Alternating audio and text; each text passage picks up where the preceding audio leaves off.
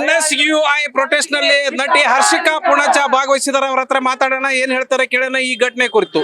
Madam, ಈ ಘಟನೆ ಕುರಿತು ಏನ್ ಹೇಳ್ತೀರಿ ನೀವು?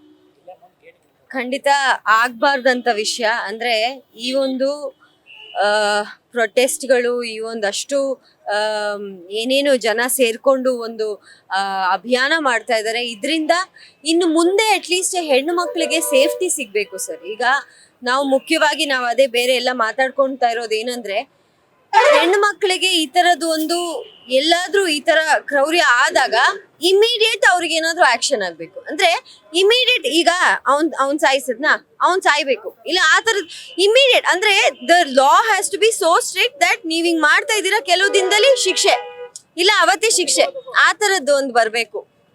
ನಿಜವಾಗ್ಲೂ ಬೇಜಾರಾಗುತ್ತೆ. ಯಾಕಂದ್ರೆ ಆ ಹೆಣ್ಣು ಮಗಳು ಅದೆಷ್ಟು ನೋವು ತಿಂದಿದ್ದಾಳೋ, ಆ ತಂದೆ ತಾಯಿ ಇಷ್ಟು ವರ್ಷ ಹುಟ್ಟಿ ಬೆಳೆಸಿ ಆ ಮಗು ಒಂದು ವಯಸ್ಸಿಗೆ ಬಂದು ಇವಾಗ ಏನಾದ್ರೂ ಒಂದು ಸಾಧಿಸ್ಬೇಕು ಜೀವನದಲ್ಲಿ ಅನ್ನೋ ಟೈಮಲ್ಲಿ ಕೊಲೆ ಮಾಡ್ಬಿಟ್ಟಿದ್ದಾನೆ.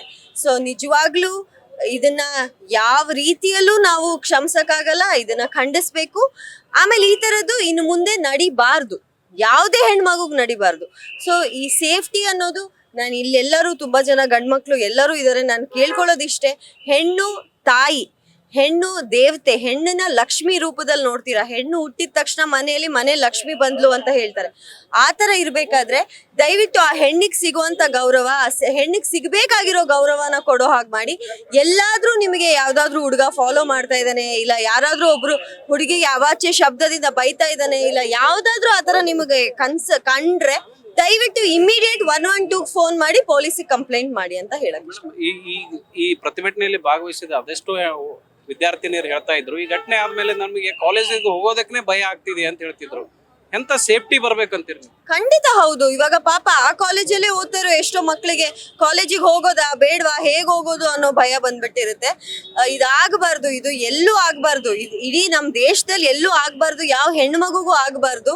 ತುಂಬಾ ತುಂಬಾ ಬ್ರೂಟಲ್, ತುಂಬಾ ಅಮಾನುಷವಾಗಿ ನಡೆದಿರುವಂತ ವಿಷಯ ನಡಿಬಾರ್ದು. ನಾನ್ ಕೇಳ್ಕೊಳ್ಳೋದಿಷ್ಟೇ, ಸೇಫ್ಟಿ ಬೇಕು ಸರ್ ಹೆಣ್ಮಕ್ಳಿಗೆ. ಆದಷ್ಟು ನಿಮ್ಮಿಂದಾನೇ ಸಾಧ್ಯ ಅದು. ಗಂಡಸರು ಯಾರು, ಗಂಡು ಮಕ್ಳು ನಮ್ ಸುತ್ತ ಇದ್ದಾರೆ, ನಮ್ಮನ್ನ ನೀವ್ ಸೇವ್ ಮಾಡೋದು ನಿಮ್ಮ ರೆಸ್ಪಾನ್ಸಿಬಿಲಿಟಿ. ಇವಾಗ ಅದೇ ಆ ಹುಡುಗಿ ಕ್ಲಾಸ್ಮೇಟ್ ಯಾರೋ ಒಬ್ರು, ನಾನು ಹೇಳೋದು, ನಾನು ಆ ಮಕ್ಕಳನ್ನ ಇದು ಅಂತ ಹೇಳಲ್ಲ, ಪಾಪ ಅವ್ರದ್ದು ಚಿಕ್ಕ ವಯಸ್ಸು, ಬಟ್ ಯಾರಾದ್ರೂ ಒಬ್ರು ಇದನ್ನ ಒಬ್ಸರ್ವ್ ಮಾಡಿ ಈ ತರ ಒಂದು ಆಗ್ತಾ ಇದೆ, ಈ ತರದ್ ಒಂದು ಈ ಹುಡ್ಗ ಫಾಲೋ ಮಾಡ್ತಾ ಇದ್ದಾನೆ ಅಂತಾನೋ, ಇಲ್ಲ ಏನೋ ಒಂದು ಕಂಪ್ಲೇಂಟ್ ಕೊಟ್ಬಿಟ್ಟಿದ್ರೆ ಆ ಹೆಣ್ಮಗು ಬದುಕ್ತಿದ್ಲೇನೋ ಅಂತ ನನಗನ್ಸುತ್ತೆ. ಸೊ ಐ ಥಿಂಕ್ ಪ್ರೊಟೆಕ್ಷನ್ ಅನ್ನೋದು ನಾವು ಬೇರೆಯವರಿಗೆ ಅಲ್ಲೇನೋ ಆಗ್ತಿದೆ ಅನ್ನೋಕ್ಕಿಂತ ನಮ್ಮ ಮನೆಯಲ್ಲಿ ನಾವು ಫಸ್ಟ್ ಶುರು ಮಾಡಬೇಕು.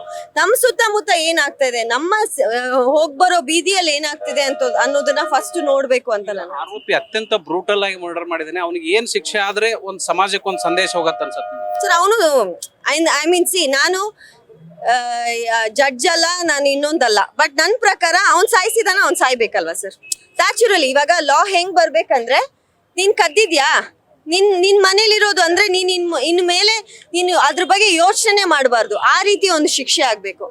ನೀನು ಯಾವ್ದಾದ್ರು ಕೈ ಕಟ್ ಮಾಡಿದ್ಯಾ, ನಿನ್ ಕೈ ಹೋಗ್ಬೇಕು. ಅವಾಗ ಏನಾಗುತ್ತೆ, ಇನ್ನೊಬ್ಬ ಆ ತರ ಯೋಚನೆ ಮಾಡಕ್ಕೂ ಹೆದರ್ತಾರೆ. ಅಂತ ಕಠಿಣ ಶಿಕ್ಷೆ ಬರ್ಬೇಕು ಸರ್. ಈಗ ಭುವನ್ ಅವ್ರು ಮಾತಾಡ್ತಾರೆ, ಅದೇ UP ಅಲ್ಲಿ ಆಗಿರುವಂತ ವಿಷಯಗಳನ್ನೆಲ್ಲ ಅವ್ರು ಹೇಳ್ತಾ ಇದ್ರು. ಅಲ್ಲಿ ಹೇಗೆ ಲಾ ಸ್ಟ್ರಿಕ್ಟ್ ಆಗಿದೆ, ಸ್ಟ್ರಿಕ್ಟ್ ಆಗಿರೋದಕ್ಕೆ ಅಲ್ಲಿ ಹೆದರ್ಕೊಳ್ತಾರೆ ಜನ ಏನ್ ಮಾಡೋದಕ್ಕೆ. ಸೊ ಆ ರೀತಿ ಆಗ್ಬೇಕು ಅಂತ ಹೇಳ್ಕೊಂಡು. ಸೊ ಅತ್ಯಂತ ಕಠಿಣ ಶಿಕ್ಷೆ ಜಾರಿ ಆಗ್ಬೇಕು, ಆರೋಪಿಗೆ ಗಲ್ಲು ಶಿಕ್ಷೆ ಆಗ್ಬೇಕು, ಅವನ ಜೀವ ಕೂಡ ಹೋಗ್ಬೇಕು ಅನ್ನುವಂತ ಅಭಿಪ್ರಾಯ ಹರ್ಷಿಕಾ ಪೂಣಚ್ಚ ಅವರು. ಕ್ಯಾಮರಾಮನ್ ಪಾಂಡುರಂಗ್ ಜೊತೆ Prakash Nulvi, news first, Hubballi. News first, ನಿರ್ಭೀತಿಯಿಂದ ನಿಮ್ಮ ಪರವಾಗಿ.